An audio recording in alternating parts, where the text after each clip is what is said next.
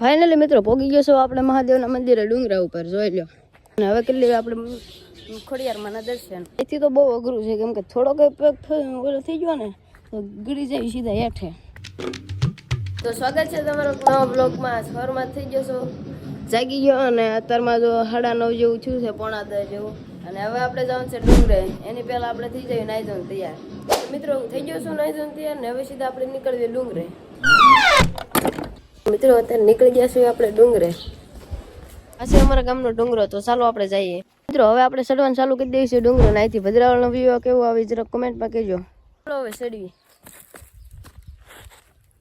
મિત્રો થોડુંક ચડ્યું ત્યાં હજી તો નાઈ આવ્યો ને વાળ ન ફૂકાણા પહેલા તો પરસેવો વળવા મળ્યો. ફાઇનલી મિત્રો પોગી ગયો છો આપણે મહાદેવના મંદિરે ડુંગરા ઉપર જોઈ લો. એથી પહેલા ટંકર વગાડી લઈએ અને હવે કરી લઈએ દર્શન મહાદેવના. અને તમને વ્લોગ જોવાની મજા આવતી હોય તો જરા કોમેન્ટ કરીને સબસ્ક્રાઇબ કરી નાખજો ને. તો મિત્રો હવે કરી લીધા છે આપણે દર્શન ને હવે બાવણું બંધ કરીને આપણે ઘડીક આજુબાજુ રખડવી થોડાક.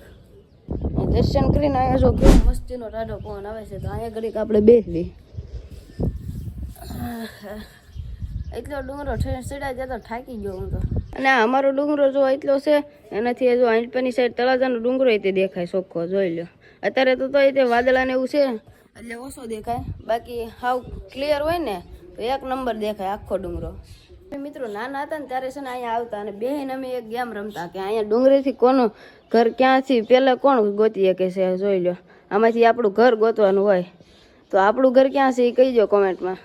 જોયું અહીંયા છે ને આ ઝાડવું દેખાય ને ત્યાં આપણું ઘર છે. મિત્રો આપણું 2 નંબરનું ઘર જે બને છે એ જો અહીંથી કંઈક આવું દેખાય.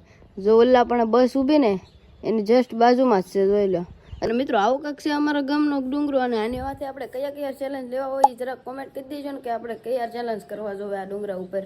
અને તમે કોમેન્ટ કરીને કહી દો કે કેવા ચેલેન્જ કરવા જોઈએ આ ડુંગરા ઉપર. તો મિત્રો હવે નીકળી જશે આપણે ડુંગરાની ઓલપાની સાઈડ કેમ કે ત્યાં આવેલું છે ખોડિયારમાંનું મંદિર. તો ચાલો આપણે ત્યાં દર્શન કરી આવી. મિત્રો પોગી ગયા છે આપણે ખોડિયારમાંનું મંદિરે અને હવે કરી લેવી આપણે ખોડિયારમાંના દર્શન. મિત્રો ખોડિયારમાંના દર્શન કરી લીધા છે ને હવે હું આવું આનપાની સાઈડ જો પગથિયે તે છે પણ આ અમારા ઘરથી થોડુંક આગું પડી જાય એટલે આપણે ઓલપાટ ઠેકીને તો આવવું પડે. તો મિત્રો પાછો નીકળજો આ ભોળાનાથના મંદિરે કેમ કે ત્યાં ઘડેક આપણે બેસીશું અને પછી આપણે સીધું જવાનું છે ઘરે.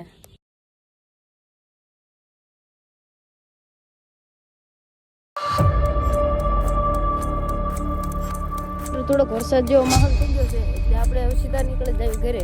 એથી તો બહુ અઘરું છે કેમ કે થોડોક થઈ ગયો ને તો ગળી જાય સીધા હેઠે. અને એમ તો માતાજીની દયા છે એટલે એક વાર અહીંથી પડ્યો નથી અને કારકમાં પડે ને તો ટાટી બાટી ભાંગી જ નાખી.